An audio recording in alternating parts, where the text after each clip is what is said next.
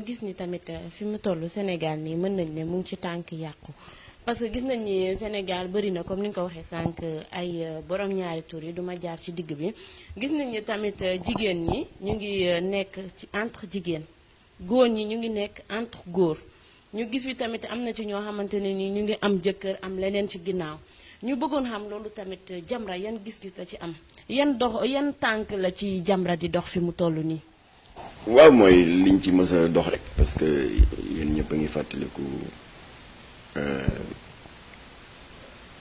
atum 2009 amoon na fi sëy bu ñu doon takk fii ci mbaaw booboo gënoon a ñàkk teg du sax ndax si mbedd lañ ko doon defee mbandkat yeeg tamakat yeeg taaxuraankat yëpp fekke ko ñu jàppale toog tuuti dégg ñu ne libéré nañ leen alors ñoom oustaz Aliou Sall ak imam Mbaye Niang affaire bi metti leen ndax impunité bi pas pour fitnaal qui que ce soit ndax ñoom ñëpp suñu ay njaboot lañ waaye impunité culture impunité mooy li wolof di wax naan diw def na ko dara fekk ko ci ak du mujj fenn moom moo jur mariage homosexuel bu Kaolack parce que bii dootul 9 homosexuel comme mbaaw bi 15 la impunité ba am foofu moo jur mariage homosexuel bu le 17 octobre bi passé à Mermoz ñu daal di monter grade bi 25 lañu boo ci boole seen bàjjan bu góor bu ñàkk jom ba indi woon préservatif yi te daw boo ko boolee muy 26 li ko waral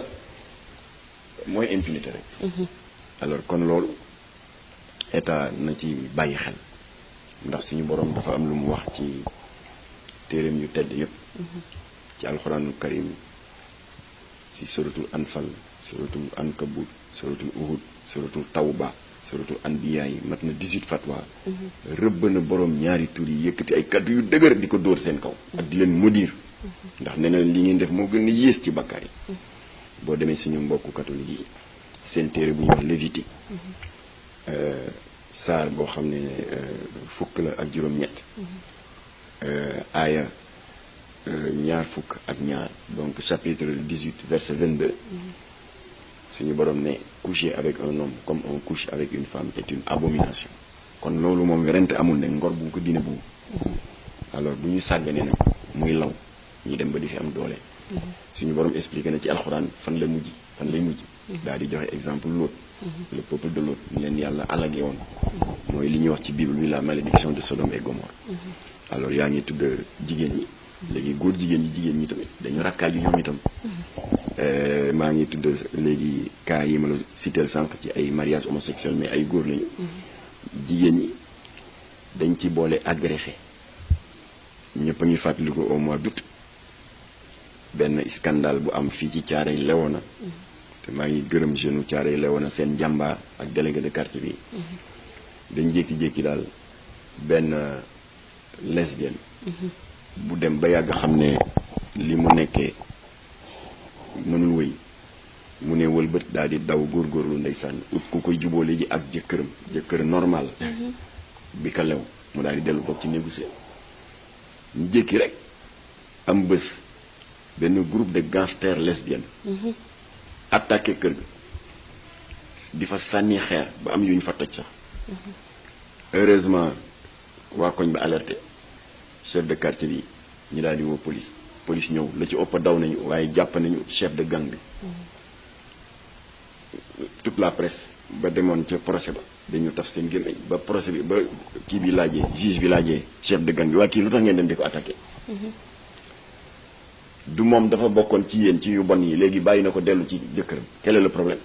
mu ne waaye man sama far la woon kon bu ma bàyyee dem ànd ak jëkkëram kon man je me considère comme trahi loolu la tontu autrement dit ñoom kenn amul droit nekk lesbienne bàyyi leen ne léegi dama bëgg a baax bàyyi lu bon li nga xam ne ngor bu ko diine boobu dama ko bëgg a bàyyi ñoom boo ko defee ñu ne trahir nga leen fitnaal leen kon jigéen ñi góor jigéen ñoo gën a dangereuse que ñu góor ñi ndax ñoom dañ lay xeex boo bàyyee lesbienne ne dama bëgg a normal ñu xeex la alors kon nag yooyu yëpp nag tax na état bi war na xoolaat toogaayam en commençant surtout par supprimer parce que dañ doon wax naan Jamra day wax rek yorul benn récépissé góor jigéen waaye laaj leen Aly Ngouille Ndiaye ba ma recevoir le 13 novembre 2019 teg naa ko ci loxoom 16 récépissés d'associations d'homosexuels et de lesbiennes yu état bi autorisé ka ca bopp ba nag jox naa ko c'est AIDS bi Diadji Diouf jiite mu nekk association góor jigéen 650 membres nga doon wax naan Jamra yorul dara dem leen laaj ministre de l'intérieur la ma ko jox keroog ndax ngelaw la wala lan la kon nag loolu la war état bi war a jëkkee na tas association pour lan ñu leen bàyyi ni créer association. kon bu ñu la déggee ci ay wax ci fii ci Sénégal kon am na ay association borom ñaari tur yi. boobu laa la wax léegi ba ma demee toog ca ministre de l'intérieur mu di ma woo man ñaanu ma ko audience secrétaire général bi moo dégg ma wax ci rajo yi nee na ma nee na état bi bàyyi di dooleel góor jigéen ñi journal bi ne ma dooleel bu mel naka ma ne ko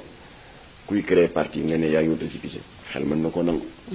ku créer syndicat yaa ngi wut récépissé de reconnaissance légale parce que récépissé këyit la bul wane ne rek légal nga état bi reconnaître na la. syndicat xel mën na ko nangu daayira wala leneen wala yéen waa SYNPICS ak CORED yéen taskati xabaar yi. xel mën na ko nangu mais récépissé góor jigéen c'est inadmissible. surtout au Sénégal. waaw mu ne ma ndax mën nga ma ci jox ay preuve ma ne ko xaaral ma jox la ñetti échantillon en attendant da nga may jox sa adresse email bu ma demee kër ga yónnee la liste complète ak ay dossiers yoo xam ne sax laajoo ma ko. ma ne ko ca bopp ga muy AIDS bu Diadji Diouf 650 membres seen siège ngi fii Parcelles Assainies récépissé numéro 15 444 délivré telle date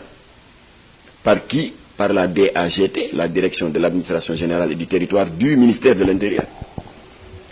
Topp ci Prudence bu Jamil Bangoura adresse temps numéro de récépissé temps délivré par la DGAGT góor jigéen ñi sourire de femme dirigé par Ndeye Kébé même chose numéro de récépissé temps adresse siège social temps récépissé délivré par la DAGT du ministère de l'Intérieur après mu jox ma adresse email ba ma demee ma yónnee ko yëpp yàlla def na ci ndam parce que de la bouche même d'une haute autorité du ministère de l'Intérieur mu di Ahmed Fadel Kane le directeur des libertés publiques moo wax ci làmmiñu boppam ne ñoom jot nañu ndigal ci état bi pour ubbi enquête ci récépissé yi ku leen ko jox lu tax ñu jox leen ko ci yenn conditions la leen ko joxe voilà léegi nag ñu ngi leen di may bët xool ba xam enquête boobu fu muy mujj alors dama ciy profiter nag mettre en garde benn lesbienne bu ñàkk jom te mën a tooñ nekk ci réseaux sociaux yi sëgg ci deru Jamra rek lu ne mu yàq ñu ko ñun luñ joteeg yow amuñu droit xeex récépissé yu bon yi leen état bi jox seen récépissé mooy association sourire de femme Ndeye Kébé jiite ko ngeen nekk fi di yàq doomu jàmbur yi rek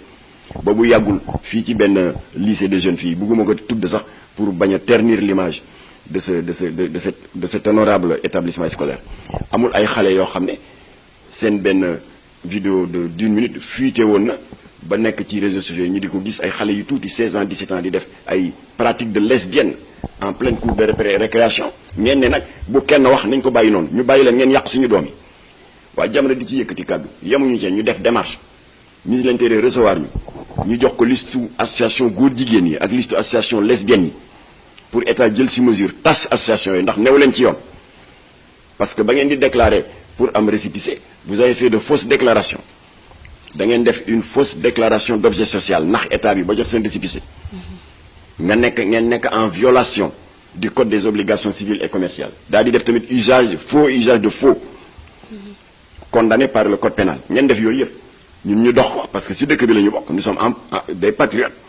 te bëgg nañu dëkk bi baax nga dem ci réseaux sociaux yi di yàq Jamra lu mel ni xame yaa ngi ak sax ñàkk jomu lesbienne yem ci tudd ñu la bu ñu neexoon tudd la ndax xam nañ la waaye nag ngay def sa yi di taafantaloo naan da ngay def live ak yu kenn xamul sëgg ci kaw Jamra soo ko bàyyiwul nag du baax ci yow ndax tooñ du gàllay salaamaaleykum wa rahmatullah